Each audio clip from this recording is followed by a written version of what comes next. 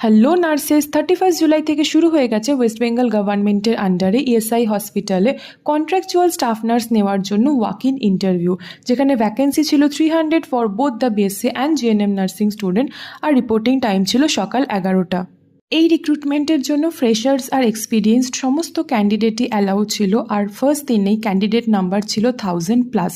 তো সেখানে গিয়ে কী দেখলাম, চলো সেই ব্যাপারে তোমাদের কিছু এক্সপিরিয়েন্স শেয়ার করি। In my personal opinion, huge number of candidate আসার জন্য ইএসআই এর মতো বড় গভর্নমেন্ট অথরিটিও ক্যান্ডিডেট ম্যানেজমেন্টে কিছুটা হিমশিম খেয়েছে। ইট ওয়াজ আ কমপ্লিট মেস।